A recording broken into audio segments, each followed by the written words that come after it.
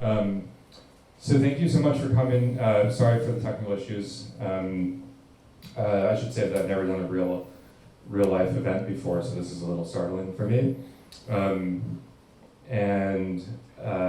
so happy to be here with Greg and Fred, who I think are brilliant individuals and intellects, and also conversationalists, and perhaps most extraordinarily listeners. And they've been doing a lot of speaking to and listening to each other in the last few years. And I think some of the most compelling and unique aspects of this book are at least indirectly, if not directly, related to conversations that Greg has had with Fred and with others, of course. So it's very fitting, and I think for us very very special to have them both in the room together. I should back up and say that we're, as you all probably know, we're here tonight to celebrate the publication of Greg's book, Some Styles of Masculinity. And I hope you've all also had a chance to see Greg's wonderful exhibition at PS1. And also thank you to Art Book, the Art Book Store, as well as DAP for organizing this event and for distributing the book. This book is, maybe I'll say a couple words about the book. So Greg might want to elaborate, but essentially this book is loosely an adaptation of a series of monologues or performances that Greg has been doing for some years by the same name. Most recently, Greg did, I guess it wasn't exactly the same performance. It had a different title, but it was in keeping with the approach of the previous performances. And in those performances, as with this book, each night of the performance, like each chapter in the book, has to do with a figure who was formative to Greg's coming of age and to his cultivation of a sense of himself as a person and as a man specifically. And so that is the format of the book, and we worked with the transcripts from the lectures in composing the book with Greg. And that said, the process of composition was also a kind of performance for the page and involved quite a lot of conversations with Greg over the past year or two, which we recorded and transcribed and integrated into the transcripts from before. And I think, as you'll see, the result is not so much about documentation or preserving the event of the monologue or the lecture, but rather about trying to find some equivalent on the page and trying to create a different structure, a different form, different mode of address that is in keeping with that work, but is a translation for a different context and for readers, rather than people sitting in a room without the ability to leave without causing a scene.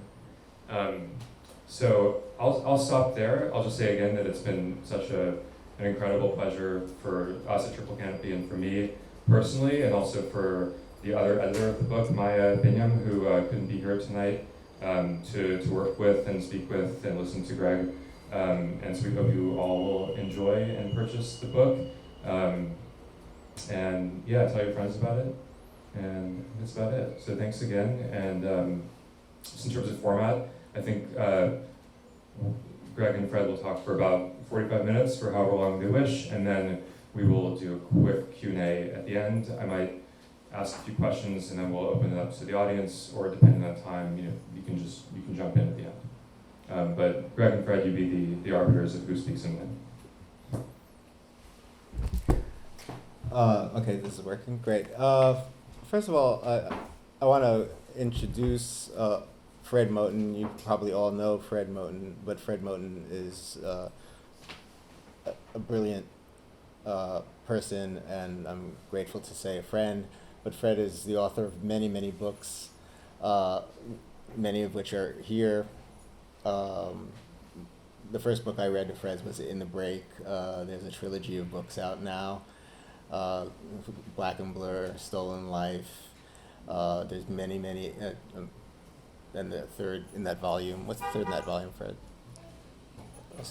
Black and Blur, Stolen Life, Universal Machine. The Universal Machine. Sorry, I'm having a little bit of lapse here because I'm a little bit nervous, but Black and Blur, Stolen Life, and The Universal Machine, and as well as many, many books of poetry, including The Service Porch. You have to stop now, so because I feel like I have to introduce you. You don't have to introduce me. I just, I have a tremendous amount of respect and love for you, Fred, so I just want to make sure that you are properly introduced. And I'm Greg Bordowitz, and I am very, very grateful to Artbooks. I'm very, very grateful to Triple Canopy for publishing this book, in particular Molly Kleiman, who is the director of Triple Canopy, and to Alex Provin and Maya Binion, who really did cobble together as editors the transcripts of what have been developed over and over and rehearsed over and over that have become texts for me, and I'm glad they exist now as texts in a book. And I'm very glad to be here to be talking with Fred because actually, Fred, you have not indirectly, directly. I think I've told you, I've learned a tremendous amount from you, and I'm very grateful to you for that. And Fred and I were talking yesterday, and I was thinking that Alex mentioned this, but I think talking with Fred has had a direct impact on my work for the past few years. And don't blame Fred for any bad work that you don't like. That's on me. But I'm saying that I'm directly influenced by Fred's work and being in conversation with Fred. There's two or three questions that have you've posed to me that have been really significant to me. The question, what comes prior, is always the question, what comes before, what comes prior, is a question that you posed to me in a way that really forced me to think about what comes before and the notion of the precedent. I remember hearing you talk about at an event on the High Line before the 2016 election, Fred, you said that we don't need a president, we need a precedent. These two questions, what comes prior, the notion of the precedent, really revolve around your preoccupation with what comes prior to our present moment, and how do precedents set the ground for repetition, let's say, repetition of oppression and repetition and rehearsals of various discourses and arguments that we're trying to get out of certain ontological or existential binds.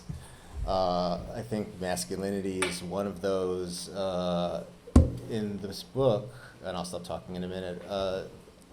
Another coordinate for me, other than many interlocutors, which include Fred, was Stuart Hall's lectures, which I saw in the 90s, and then there's a book called The Fateful Triangle, Race, Ethnicity, and Nation. And so the Some Styles of Masculinity project is really about a public, improvised meditation cutting across my own intersections of identity, to understand the crisis of national identity that leads to a resurgence, a strengthening, an amplification of fascism.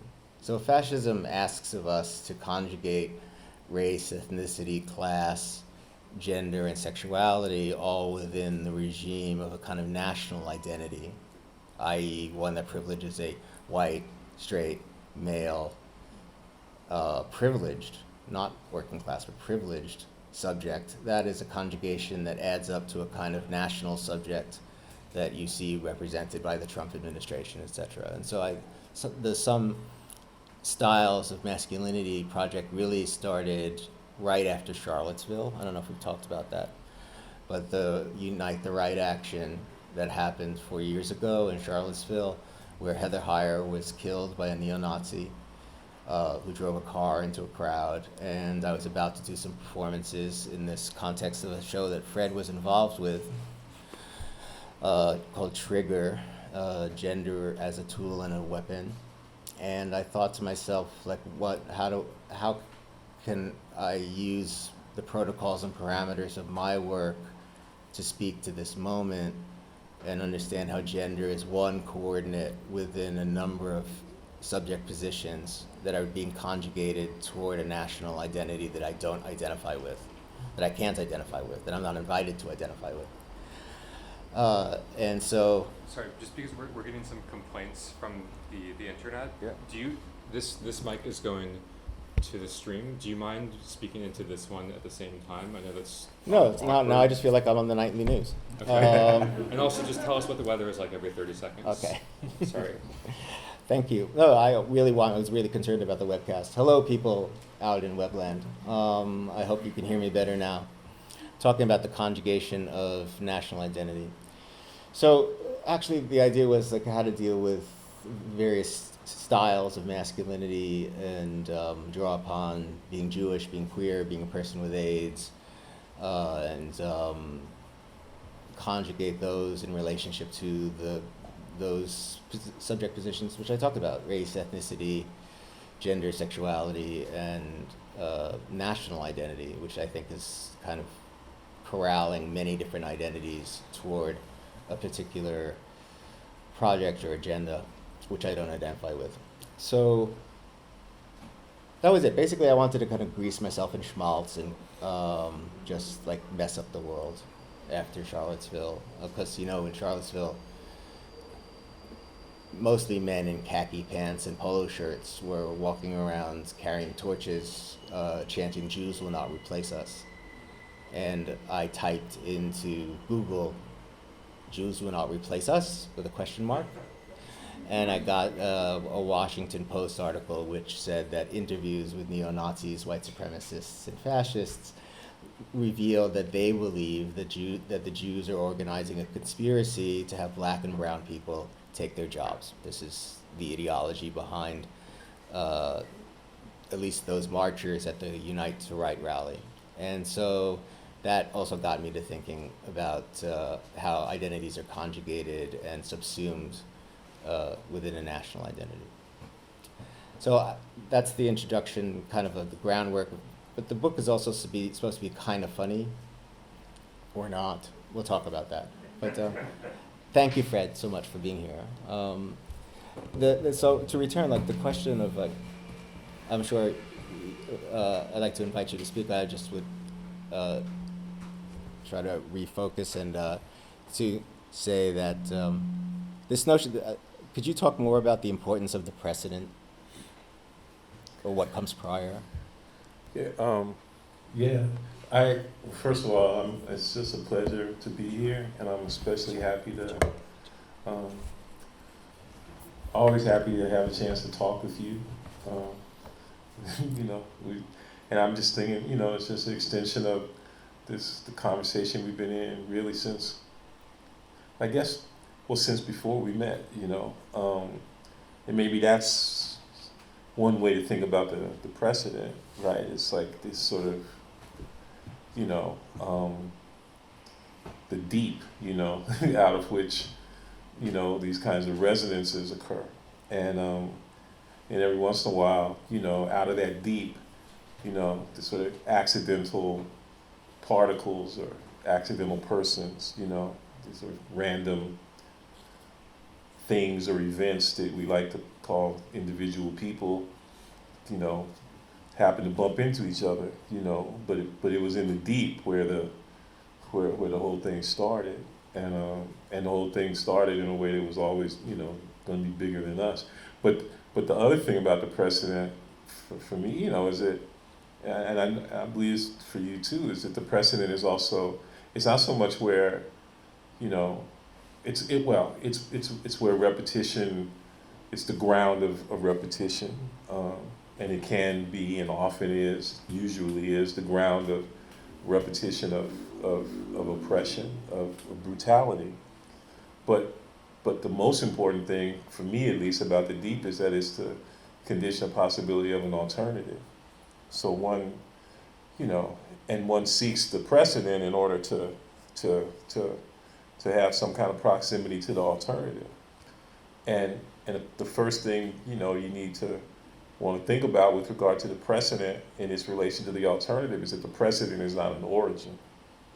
It comes before, but it doesn't come first, and so for me, like, one of the brilliant things about some styles of masculinity is that, it figure out these ways through your own experience, through the various precedents that you cite here, the rabbi, the comic, the rock star, figure out a way to displace masculinity from the idea of origin. Maybe like the history of the brutality of masculinity is how it's always attempting to establish itself as origin, and it never can, right? And in that weakness, it exhibits, extraordinary viciousness, pretty much all the time. It exudes toxicity, as we say. And so, yeah, I mean, I just feel like, and you talk about, and you have to, excuse my bad Hebrew, but Shekinah, that sort of female, aspect of the Godhead, as it were, and these are modalities of masculinity which are, which seek an attunement with and through Shekinah, and man, it explains so much about the music that I love. And one of the things I love about the first chapter of the book is that one way to think about the precedent is like it precedes choice. It's a kind of randomness and a richness that is not predicated on these sort of fictional modalities of freedom, which are based on choice and decision that are always discriminatory. So you don't have to decide if you're going to go see Cecil Taylor or, African Bambaataa or, the Ramones. You find yourself in a social situation in which what it means to truly be in that social situation is that you're going to go to all three, right? And you're going to constantly resist anybody who tries to impose upon you that decision in the guise of freedom of choice, and so all of that precedent, all of that kind of ferment, and that stuff is beautiful, and there's so much, so much of what's going on in the book. It raises for me all these questions, about how does this resonance occur? Like how did, we hang out, we listen to music together,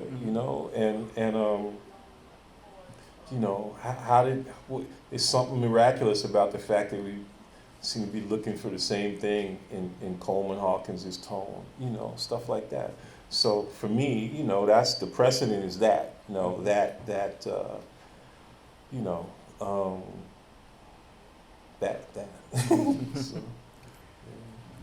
I think there's something. I guess I should take the backup mic.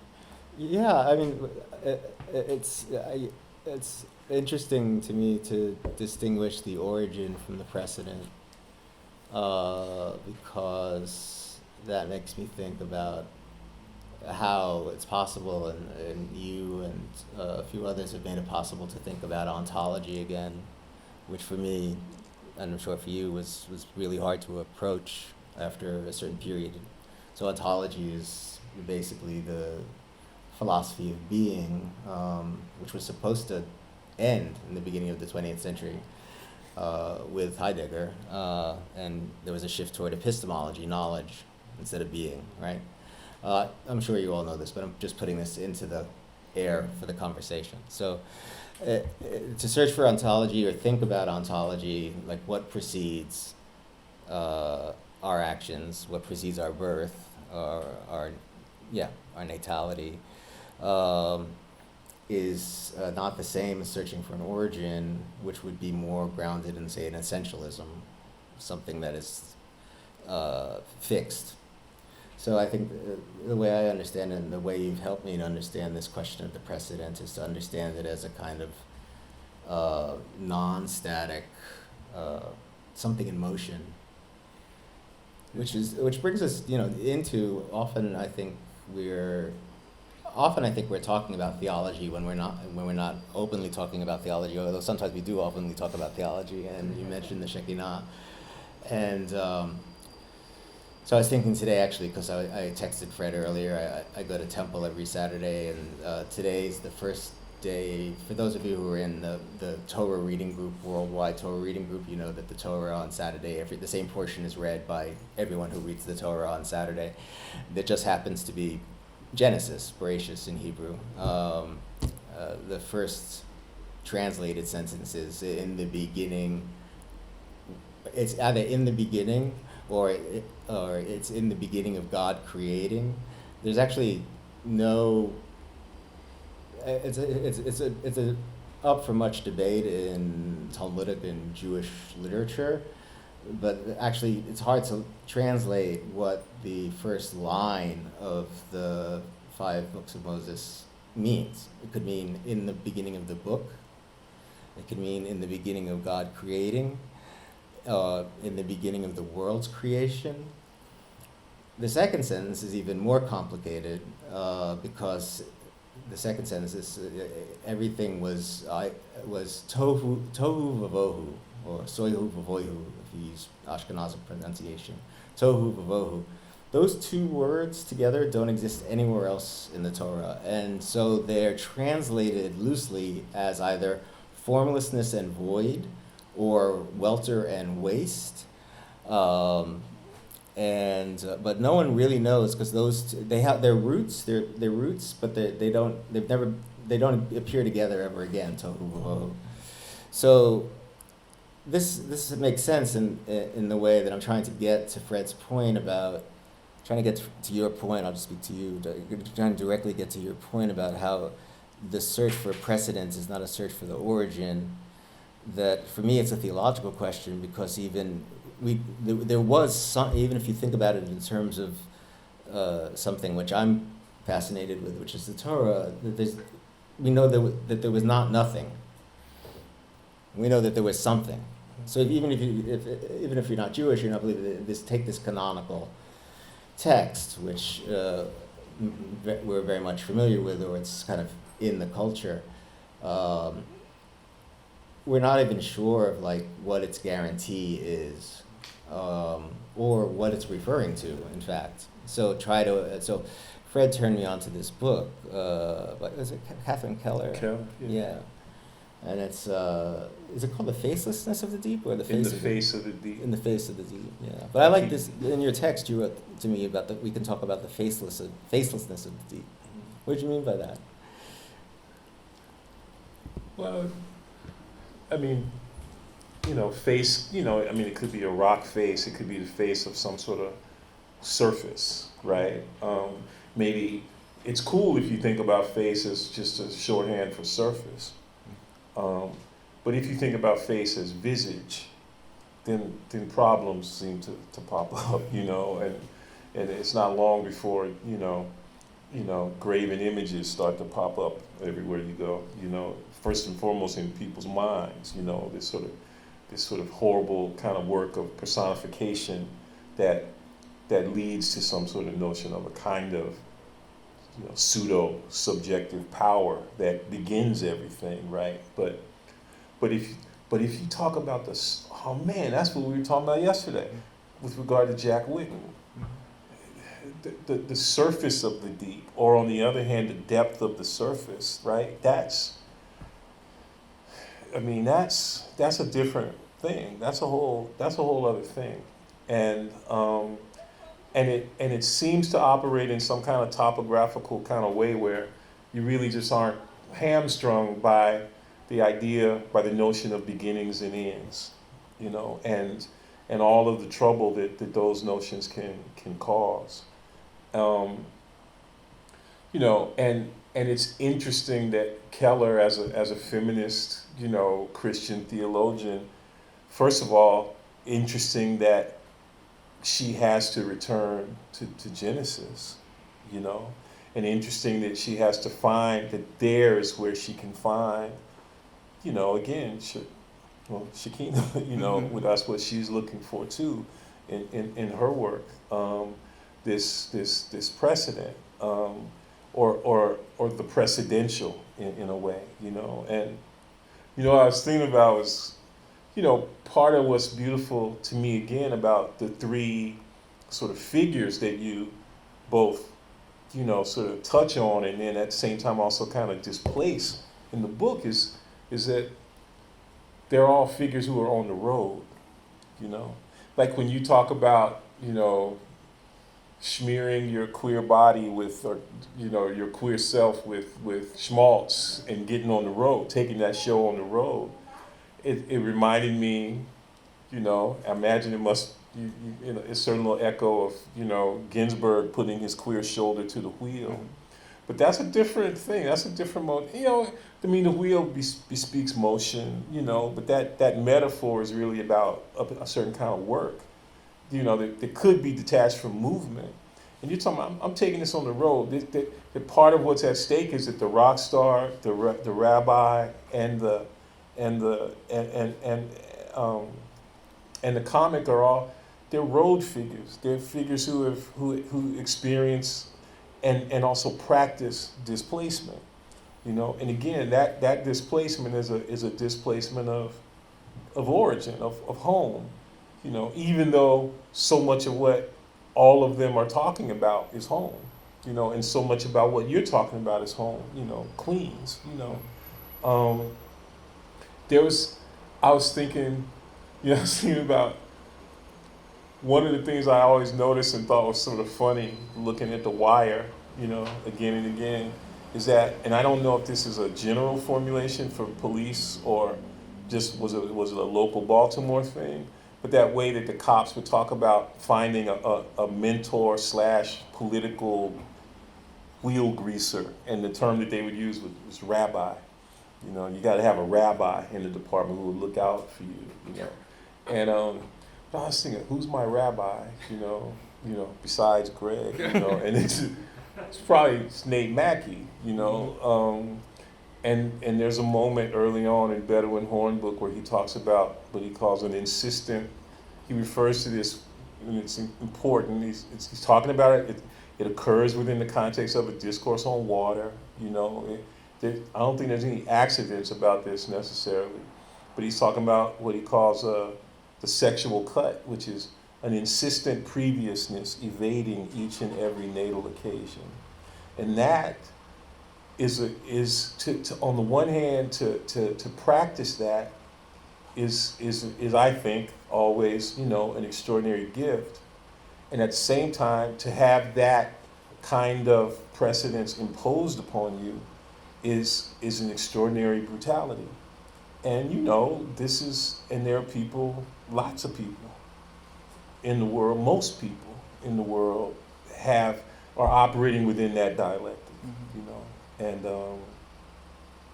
as opposed to my Charlottesville story is me and Laura, we were years ago, I don't know why we were even there, but we were driving through Virginia, and I just had some kind of weird thing where I just wanted to see Monticello.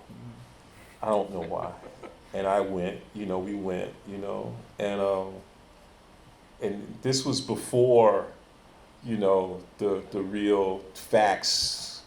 Well, this was before certain people decided finally to acknowledge the facts of the case and his paternity of his enslaved children, you know, and the enslaved sister of his wife, you know. And so there's these little old ladies, you know, from the daughters of the American Revolution or something, and they would sit there and say, and then in 1793, Mr. Jefferson decided to level off the top of this hill.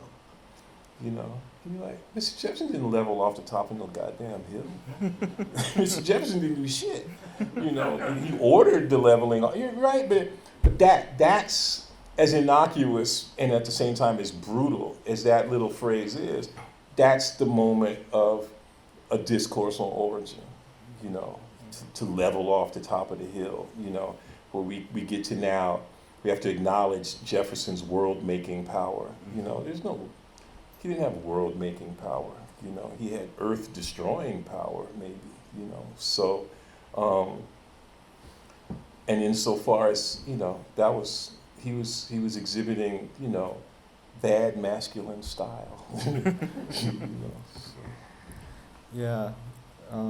Yes, there's a violence, and you just told the story of a kind of violence of erasure, and I think what's hard about looking at the precedent, and the figure of the rock star, the rabbi, and the comedian are close to me because they're figures that I looked up to as a young person for many different reasons. But they're all figures that are deeply involved with genealogies.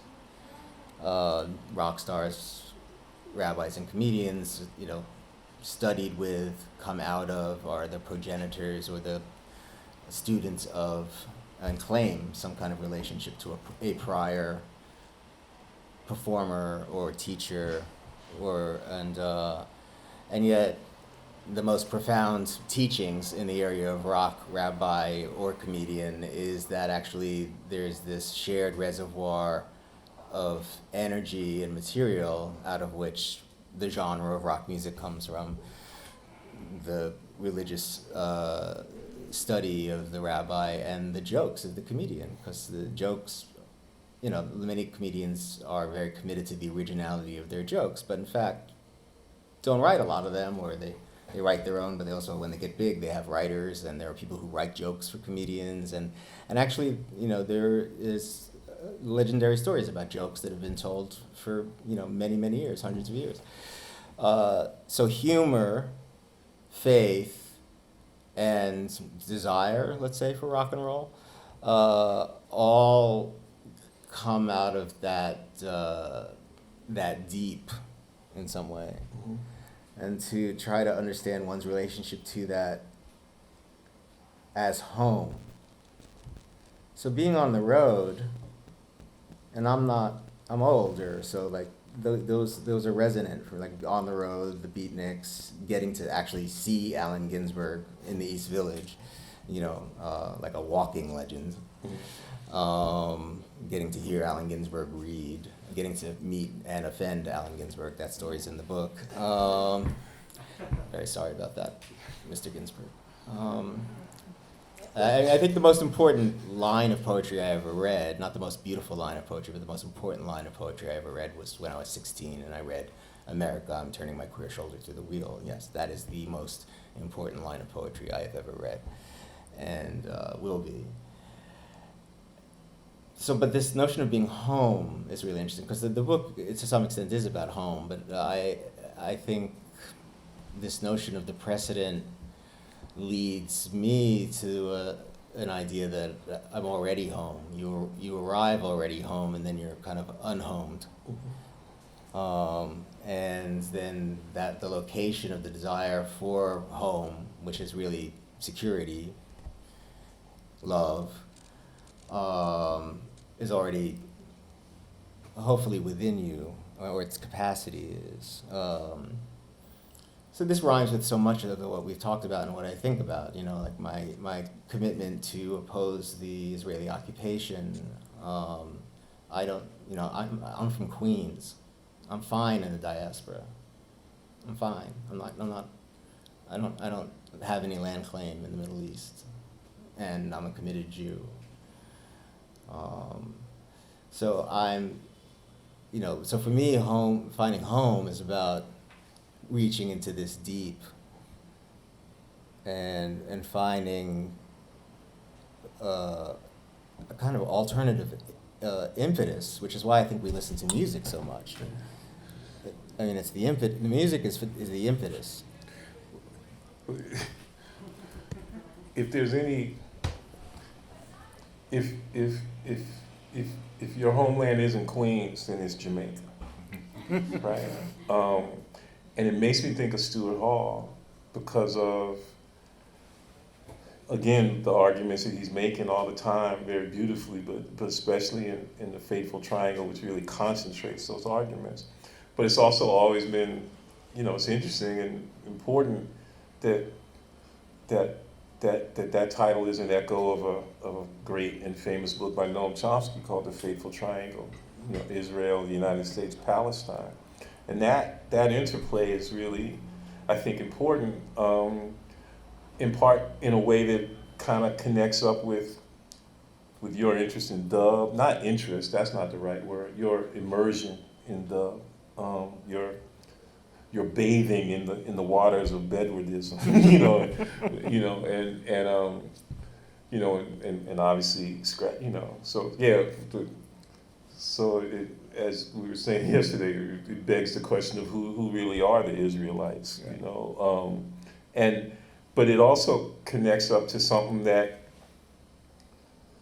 well, it's a motif, that's very powerful in Caribbean discourse, but maybe even most especially in Jamaican discourse, and Sylvia Wynter, and folks who are located in Jamaica in a certain way, and obviously Stuart Hall, from there but not from there, but when he says he was from there, he means like I was getting away from there, right? Then he talks about that, but also Orlando Patterson. And I was thinking, Patterson, he makes this kind of amazing statement early on in a prefatory way to the work he was going to do eventually in Slavery and Social Death, where he's like, well, the amazing thing, the amazing opportunity that is given to the Creole slave, right, is that he must, in some fundamental way, turn his face forward, right, because he cannot turn it back. It's a rough sort of, paraphrase of it. Eventually, by the time he gets to Slavery and Social Death, it becomes what it means to have a past without a heritage, and that's generally treated as a kind of a condition of extreme impoverishment. But for him, that impoverishment is also completely coterminous with an extraordinary wealth, right? What it means to be able to give up a heritage, to relinquish it, and again, it's obviously complicated because what it means to give up a heritage is in some fundamental way what it means to begin to study the precedent, right? Because the heritage is so much about patrimony, it's so much about, anyway, but that's just a long-winded preface to the question of, say something about dub. Or I'll say something about dub, but first, what I'll say about dub is that who are the Israelites is a question I constantly return to, right? And because the Rastafari beliefs, many people. You want to play something? No, I was going to tee up. Oh, okay. Where you want to tee up? Decker, Oh, I got it. I got it right you here. got it right I got it there, right so. here. Okay. We can listen to Desmond Decker for a second, and our thoughts will coalesce.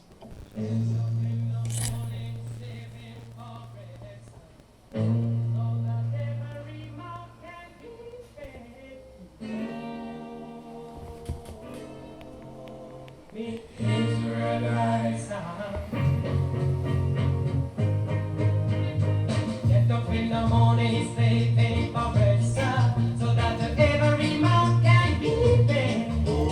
Oh, the Israelite. The walk on my hips, the walk up on a leaning. The lady said I was here to receive. Oh,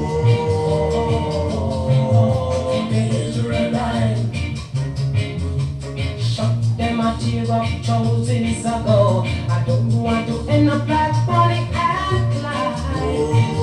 Oh, the Israelite. After a song, there must be a coming.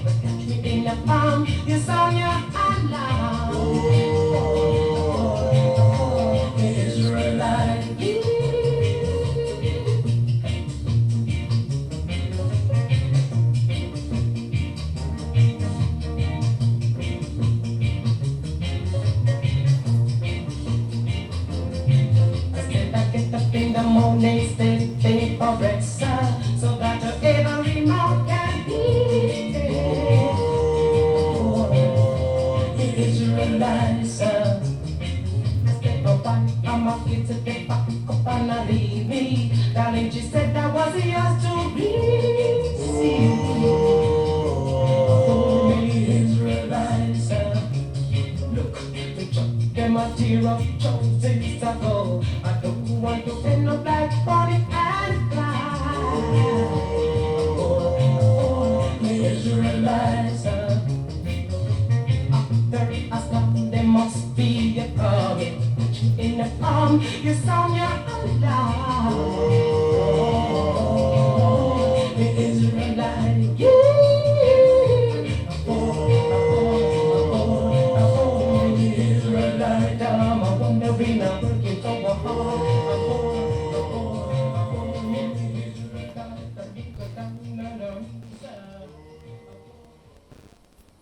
So that's Desmond Decker. I've been hearing this song all my life, and as a Jewish kid growing up in Queens, I always was asking, like, who are the Israelites in this song? And then later, as a teenager, I learned about the Rastafari and the Back to Africa movement and the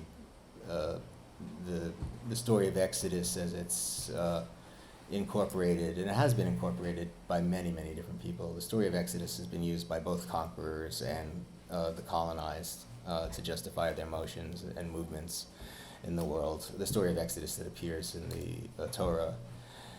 And Fred and I are actually part of a group of people who are thinking through this problem of Exodus, or this notion of Exodus, and how it's shared. You know, it was such an animating narrative for the civil rights movement, and it's also something that is very significant for Jews. And it's also very significant for Rastafari, who believed Marcus Garvey's prediction that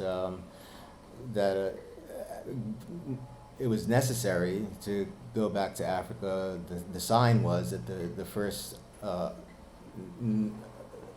black prince emerged in Africa, Haile Selassie, ruler of Ethiopia, and this was a sign that that Africa would be freed, and African Americans or the African diaspora would end by a return to either back to Africa or to Ethiopia specifically. There's some differences among various trajectories within Rastafari. I am not Rastafari, I'm Jewish. But I live in Crown Heights, but not in the Orthodox section. I'm not Orthodox, although I'm observant somewhat. There is this thing that happens on the street on Nostrand Avenue where I'll see Rastafari and they see me with the yarmulke and tzitzis. I wear tzitzis, tali katan, and we acknowledge each other as Israelites, I suppose. I think. I don't know.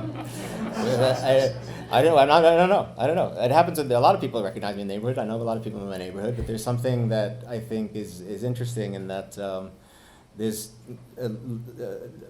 two different groups who are both organized around a similar narrative, or see some part of themselves organized around a similar narrative, which is about return. I mean, when I listen to that song, a constellation of coordinates bursts open in my head in relationship to the question of nationalism and all of the subject positions that we talked about: race, ethnicity, class, gender, sexuality. And to think about what is home and how is home produced as an affect, as a place, as a conquest. So this is a leap, but I immediately think about Hebrew, for example. Modern Hebrew was actually invented by the Zionist movement in the 19th century. It's very, very different than biblical Hebrew. And it was, the attempt was to make a language that sounded like an authentic Mediterranean language and was not Ashkenazic in sound, and so Sephardic pronunciation was adopted, even though the Sephardim or Mizrahi Jews were considered second-class citizens in Israel still are to some extent. There's a struggle there. So Arab Jews are struggling too, even within a putative national homeland. What's interesting about the invention of modern Hebrew and its attempt to produce an authenticity is that it's actually the same historic period that Swahili is adopted as the language of Pan-Africanism for a very different national project. But I think it's really interesting that it's like a show of faith in the nation state as a deliverance for diasporic peoples. And I don't want to be relativizing here. Like I think when I say I'm comfortable in the diaspora, which is a kind of bad joke, I think of the refugee, and I am not a refugee, right? I have privilege, but at the same time, the force of support within the United States for the nation state of Israel does implicate me in some way, and I've been spending a large portion of my life trying to figure out how, in fact, I'm implicated, or if I am, and what is my responsibility toward the Palestinian struggle, which I support. But it also makes me think about Crown Heights, where I live,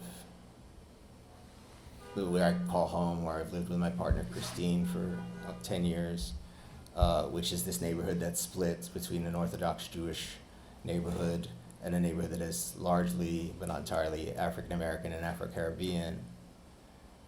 And the street, the motion down the street. Yes, Rastafari. Just the other day, I passed someone who's familiar to me from the neighborhood. We don't know each other's name, but he gave me a really warm smile, and he said Irie, and I touched my chest and I said respect, and that's something that happens in my neighborhood as a way of acknowledging difference, but also acknowledging each other. And all of that I take in. But I wonder if, even in the deep, so to speak, beneath the convergence of certain, sort of theological, or sort of national theological, commitments, what you recognize in one another is commitment to style, right? That really genuinely manifests itself in something like what one might call either both the breaking and the making of sumptuary law, right? You're gonna wear something different today, different than the others, that marks you, in a certain kind of way. And again, that's a bringing of style into the realm of masculinity, when generally masculinity is a commitment to stylelessness, not stylishness, but the absence of style. Hence, the ubiquity of the khakis and the polo shirt, in Charlottesville, when they, it's like, this is how white men dress for a riot.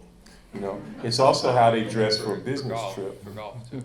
And for golf, right? I mean, I remember noticing that uniform as ubiquitous when I was doing a lot of traveling, going to give talks and stuff.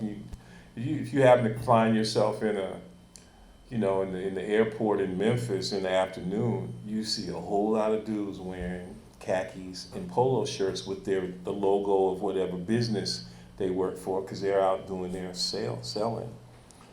So they didn't have to dig very deep into their closet to find that, and they didn't have to go to the store,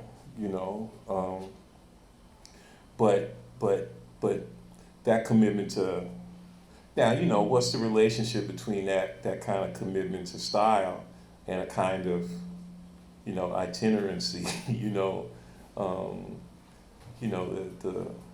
that khaki thing is, that's a homeland costume, literally, it's sad, Well, I think a lot about, we were talking about this too yesterday, like for me, the styles and some styles of masculinity is related to Foucault. We were talking about that, and I feel deeply indebted to my reading of Michel Foucault like 20 years ago. And for the theorist, Michel Foucault, style was nothing less than what he called a technology of self-production. And it's more than just, well, I really am very interested in fashion as well. I think fashion is very adjacent to art, and fashion is also very, very significant. And I cut my teeth on books like, Dick Hebridge's Subculture, right? Like those books, like, trying to figure out like what the swastika is about in punk, right? Which I talk about in the book. And so this notion of subculture, coming together with style and also what we called counter-hegemonic practices against the dominant way of thinking, signifying that you're outside the dominant way of thinking and signifying to others that you have some prior commitment that may align you together is part of the way I think, part of the way I think about movement politics. And so I think it's great that you identified my encounter that I described as one of a recognition of style, and because I think it is about a style, not just simply that, because there are Rastafari who wear tzitzis. Mm-hmm. It's not just recognizing the piece of the garment itself, but it's actually recognizing all sorts of things. Like the dance of cruising, like look away, look back to see if they're looking, don't look away. The dance of flirtation, this is also style. There's a different style of walking down the street, depending on what you're looking for down the street. And so that's also a style. And so this is what I'm thinking about with styles of masculinity and how masculinity is produced. And certainly masculinity is produced through lineage, but it's also produced through counter lineages and counter genealogies. And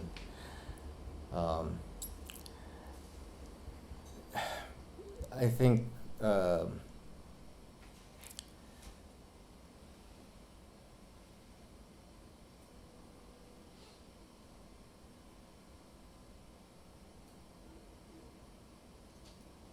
I like the long pause.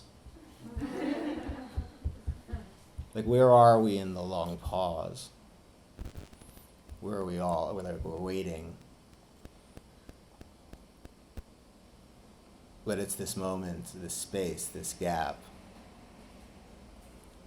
And like, what happens in the long pause? Do you look backward to find meaning in the long pause? Is the meaning of the long pause in the anticipation of what's said next? Is the long pause an interruption in the flow of a present tense, a continuous present tense? Or is it a rupture? I mean, in performance, I take extraordinarily long pauses on purpose because I'm trying to produce awkwardness, not humor. And that gets me to this other line of questioning, which I'm deeply indebted to you for, Fred, and I'd like to talk to you about this. I mean, this is not the same as your formulation in the break or how you pick it up in Black and Blur, but it's very different. But some styles of masculinity is in large part about how laughter can be pain and pain can be laughter, which I think has a lot to do with the precedent. I mean, when you set up a joke, you're creating a prior. In order for the joke to land, you're creating a hold or a container. Mm-hmm. When you do a midrash, which is a talk on Torah, you have to launch it from somewhere, like a line or a word or the definition of a word or the translation of a word and how there's gaps in the translation. Rock and all music is about the silence in between the notes and the pause and what you say in between songs. I'm really interested in these notions of time that I get from psychoanalytic theory. Like Andre Green is a psychoanalytic theorist I'm really interested in. Theorize that the moment of the encounter between the analyst and the analysand includes the moment prior to entering the session, the moment after the session, what was going on during the session, what didn't happen in the session but could have happened, the alternative. So the notion of time is actually all of those things, past, present, and future, all in duration. And so to pose the notion of prior actually often results in understanding a ground that you've already been on but weren't able to see until you've passed through this kind of threshold of duration.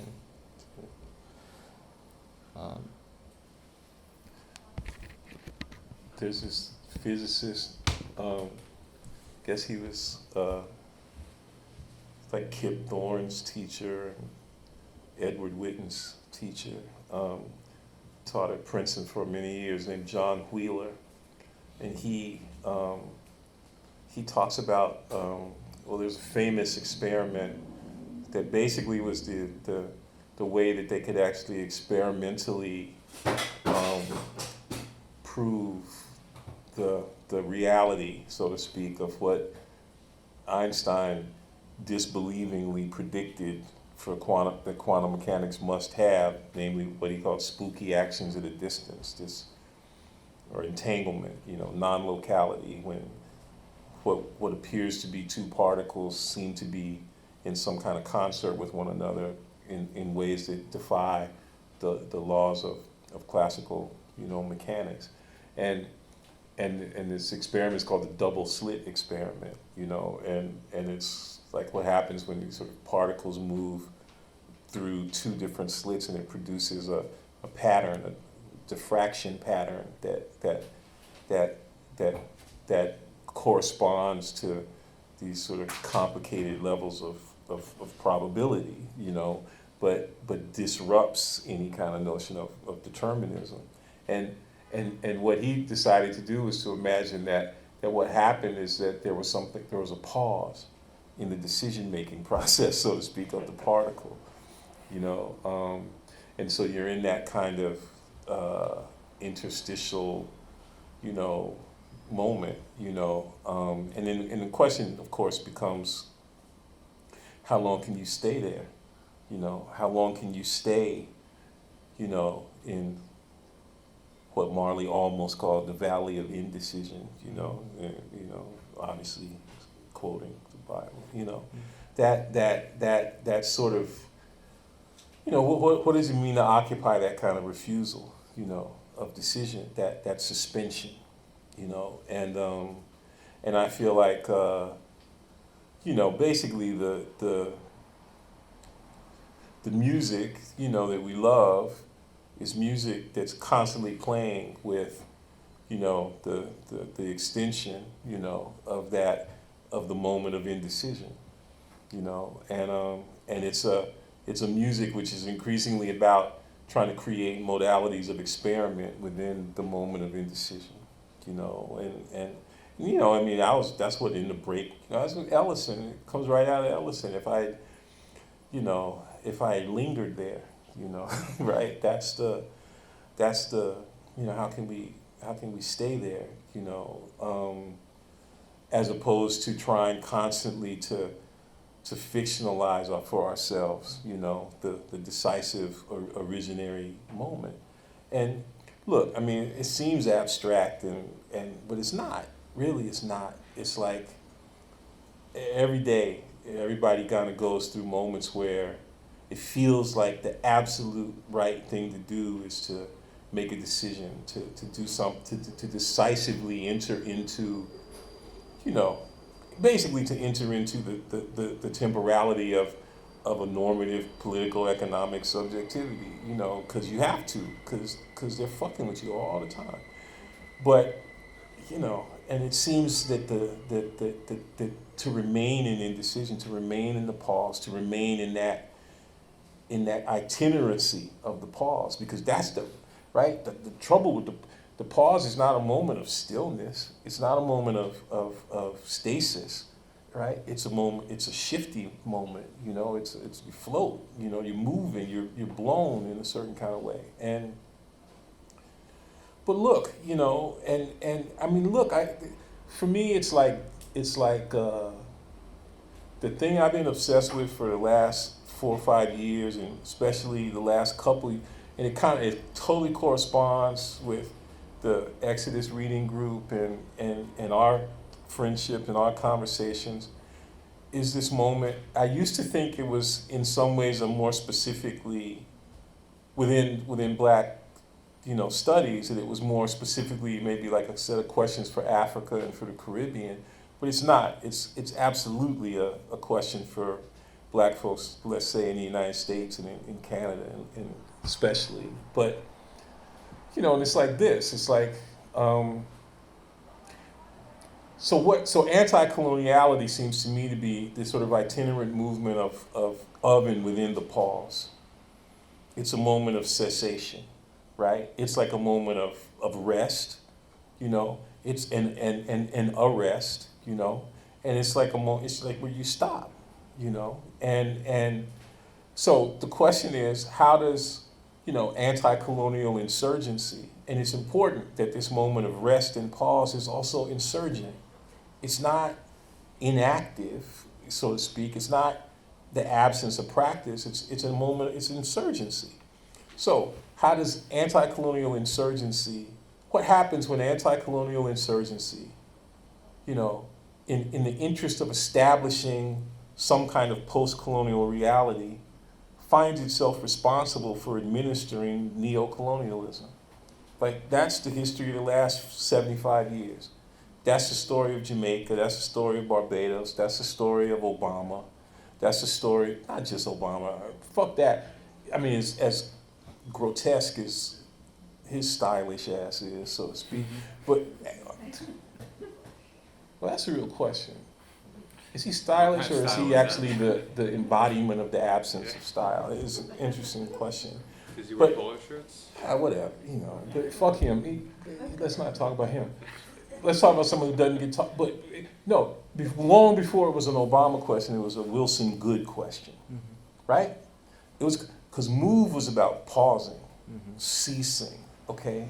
And it was not paradoxical that they called themselves MOVE within the framework of that, saying, we ain't gonna do this shit no more, right? And he just blew them the fuck up, right? And so that's what I mean when I say this when you become responsible for neo-colonial administration, right? You know, it's, you know, the great Guyanese activist and social theorist, or experimentalist is a better word, Andaya, she talks about it, you know, by way of George Lamming and by way of, you know, Chinua Achebe as betrayal. But what's cool is she talks about the betrayal as if it were a physical thing rather than a metaphysical thing, right? Like that, like it's something, you know, that it's as if it's a condition that's given, as it were, in the particle, right? That the very notion of the particle seems to come along with this commitment to decision, right? That we know is a normative, again, political economic thing. And so when I'm reading this book, you know, like, okay, so I teach, let me try to gather my thoughts so I can stop in 1 minute. I'm gonna give myself 1 motherfucking minute. But basically, I got to the point where every class I teach in performance studies, by the third week of class, what I realize is there's only one text for performance studies. Now I believe that there's two, but the primary text for performance studies is Samuel R. Delaney's The Motion of Light and Water.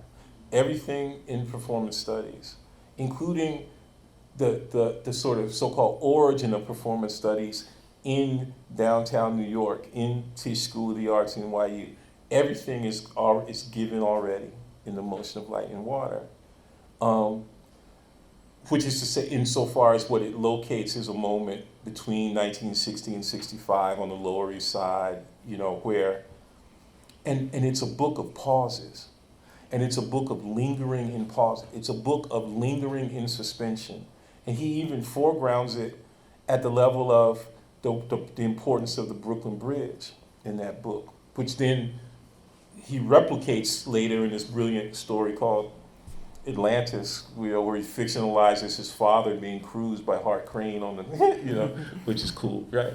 But what I'm realizing is I think that this book is also like that, but what it does for what you do in some styles of masculinity for that neighborhood in, I don't know, from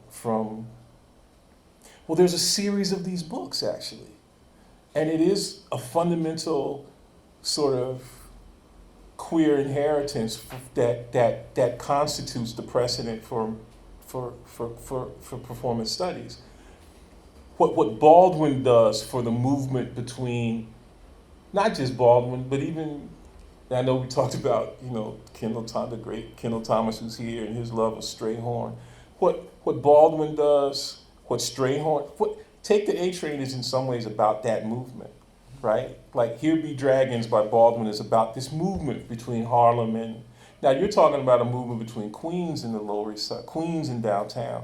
But that itinerary, literally, that train ride, is the basis, of the field that to the extent that I have a field, that's, Black Studies is my field, but Performance Studies is my whatever, something. I don't know. I don't know. But this book now is part of that lineage to me, and what they're doing, what Strayhorn does for the late 30s, early 40s, what Baldwin does for late 40s, early 50s, what Delaney does for the 60s, early 60s. You're doing something just like that, for the early 80s. And so this gives me a whole new curriculum for performance studies amongst everything else that it offers. Can I jump in for a second? I just wanted to thank Fred for that. I'm a little bit blown away by that. Thank you. Yeah, sure, jump in. I'm just wondering, so when exactly do we have to finish? Okay, do you want to do a Q&A or do you prefer to keep talking? There's no pressure. I feel like I don't want to. We did start late, so people could ask questions afterwards. Or Sure. It's up to you. I would like to do a Q&A, but actually I have one more question for Fred. Because I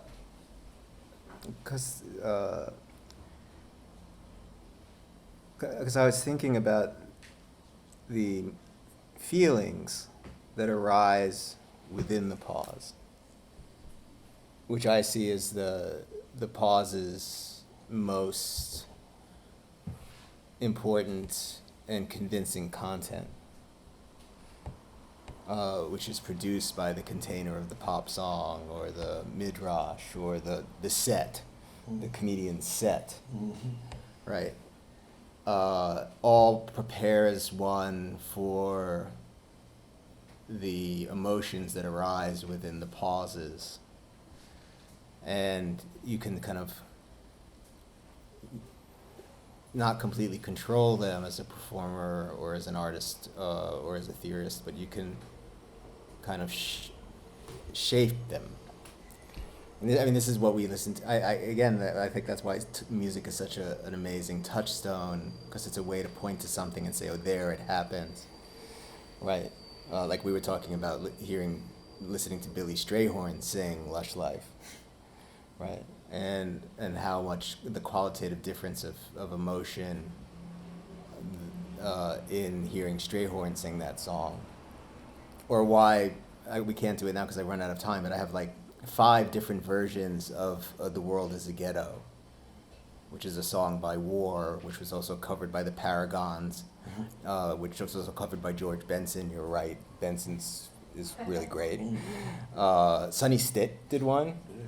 So like, I think what some of the things we talk about is like the versions of songs, because that's a way to grasp a hold on the notion of style as as production of self through the experience, the aesthetic experience, and the way that makes the givens fluid. But I think that I also think that we're trapped. I was thinking about, I was rereading something in Black and Blur, and I was thinking about, you were talking about how colonialism ends up somehow coming to rest on the administration of a neo-colonial position, which is really, in some ways, a reduplication or a rehearsal of prior colonialism. That I was taking that to the individual, so performing being Jewish, performing being queer, performing myself.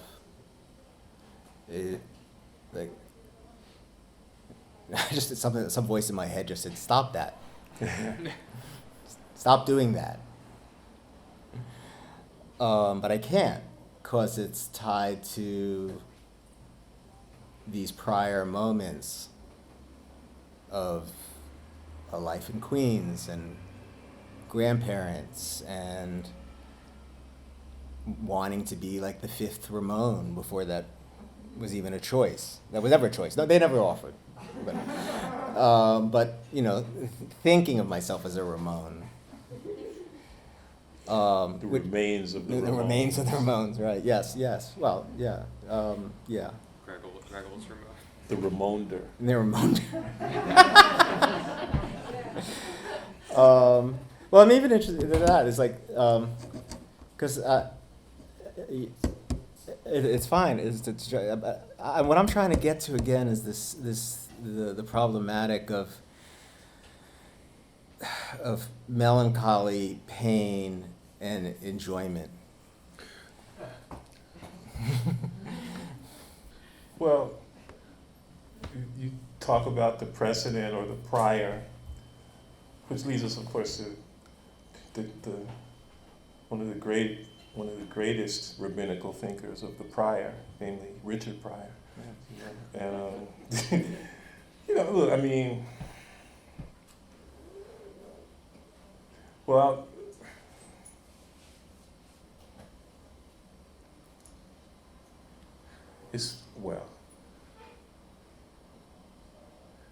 there was a moment when growing up, it was, mid-70s, the guy we were talking to Christine earlier about my older brother, who wasn't really my brother, Mike Davis, and he would bring me, he taught me stuff, like my copy of Rastaman Vibration is his copy, And the first time I ever heard Richard Pryor, he brought, That Nigger's Crazy, and we had to secretly listen to it, so that my mom wouldn't know that I was listening to that kind of stuff. It's maybe 75, maybe 12, 13.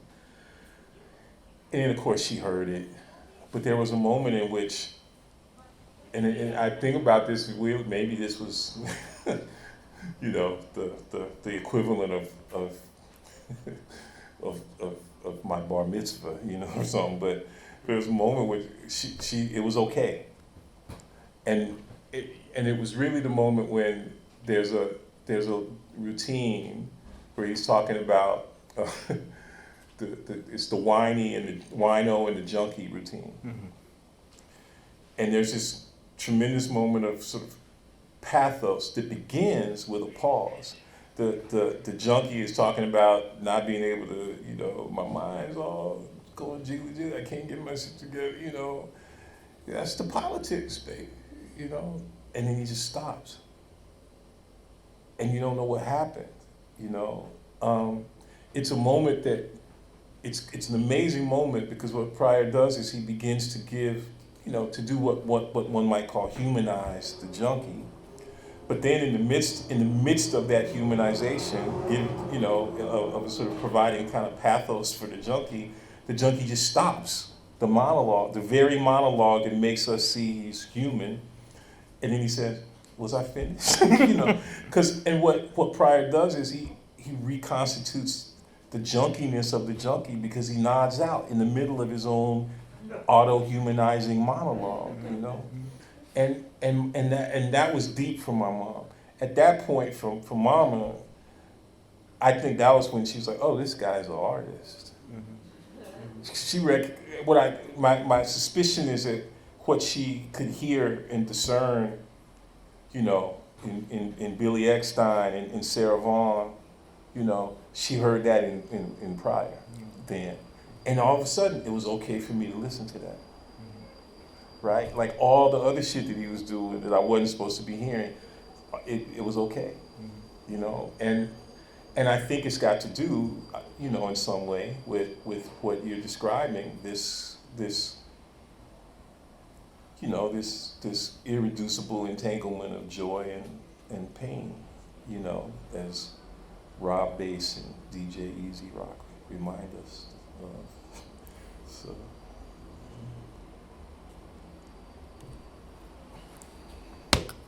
Thank you, Fred. Thank you, Fred, so much. I think we can have one or two. What? I'm so sorry to interrupt. We just have a few minutes left. Just wanted to let you know there's only a few minutes left. Right. Did you? We only have a few minutes left. Yeah, Did is you there- want to ask anything, or do I you? mean, I feel like I've asked you so many questions. Is there one person in the audience who has an especially good question? No pressure. I mean, there's. Kendall has. Okay, great.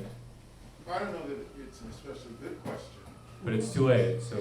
but I can bite off a piece of the really rich dialogue that we've heard, which takes us back to the beginning and to the question of styles of masculinity.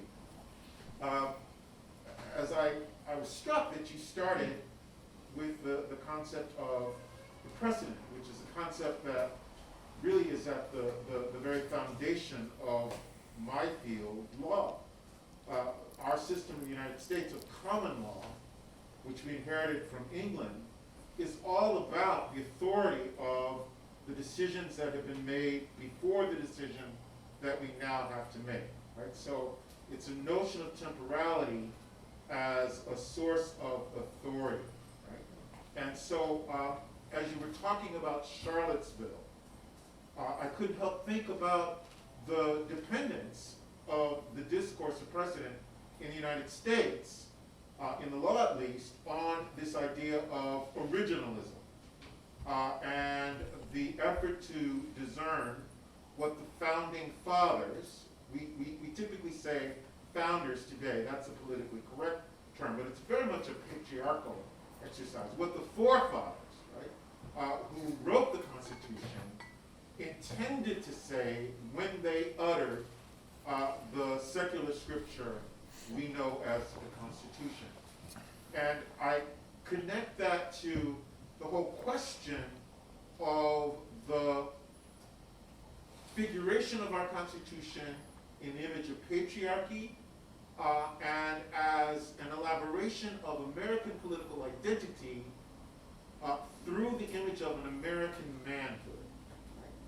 And so for me, the question that Charlottesville, as this iteration of the inaugural violence of the idea of America,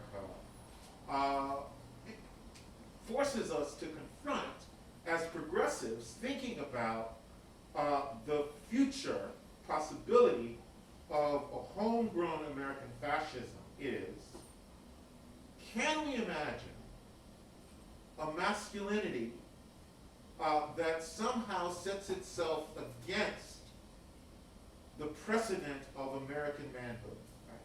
Of a racialized American manhood, which is hetero-patriarchal and capitalist.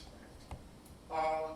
What would the styles of a kind of post or anti-fascist masculinity look like that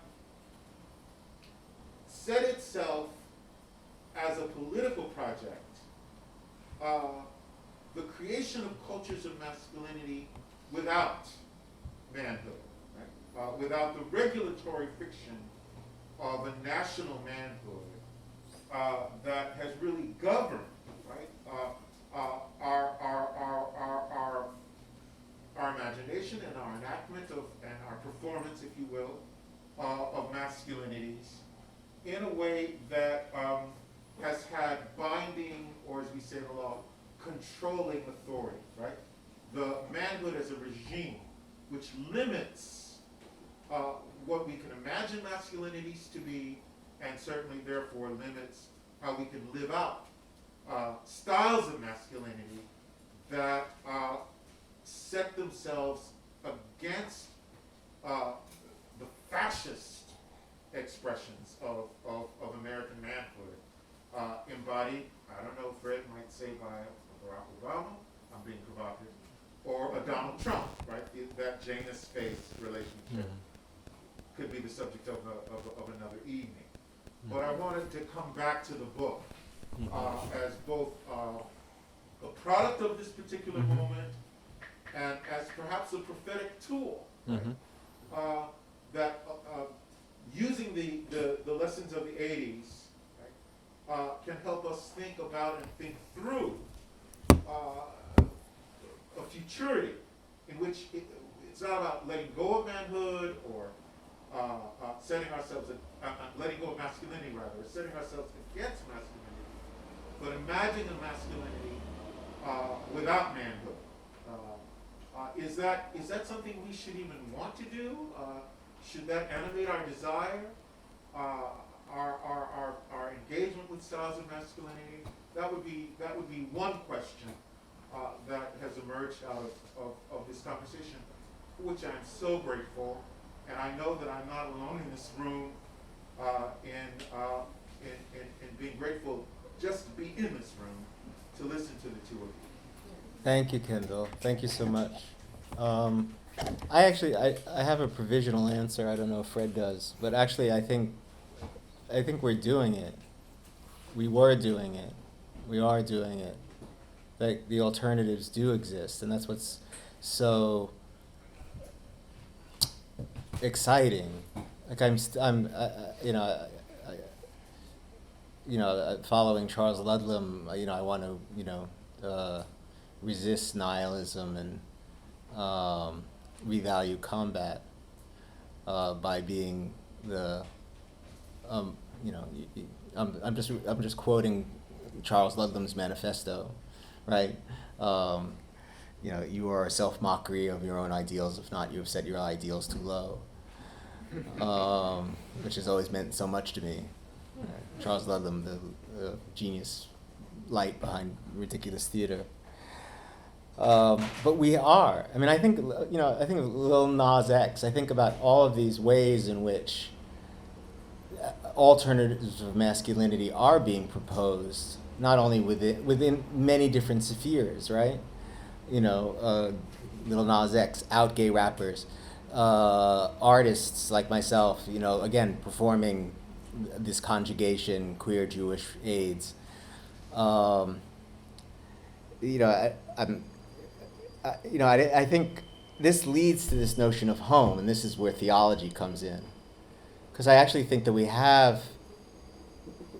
actually manhood doesn't exist in the way that Eve Sedgwick taught us that heterosexuality doesn't exist.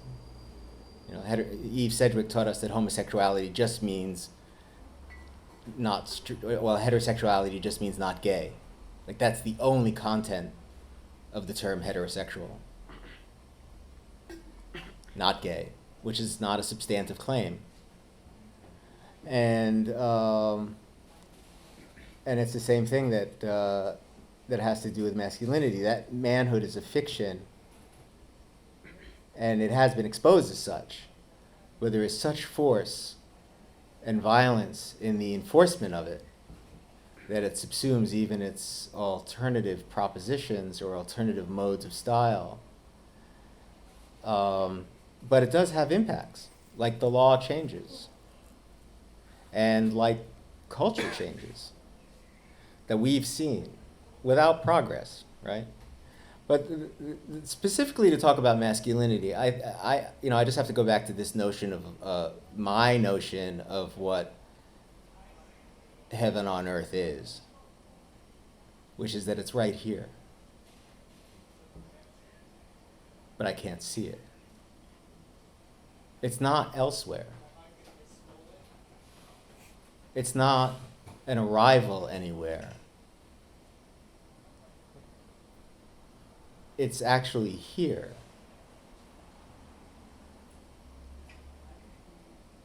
The problem is the profound shift it would take to realize that. I know I'm bordering on mysticism. I'm not bordering on mysticism. I crossed that exit a long time ago. I took that ramp a long time ago. But that is what I believe. There is no exodus anywhere, to anywhere, but here. Look at the room. Look at the people in the room. We know these people. You know, a lot of us know each other. Like, we've been working on this. We've been modeling it. We've been trying to, aspiring to perform exactly what you have asked for, which is to unhinge our relationship to a notion of manhood that is lethal in its conjugations of race, ethnicity, gender, sexuality, class, to the exclusion of visibility, the exclusion and violence perpetrated against those who won't conform, to an unlivable fiction.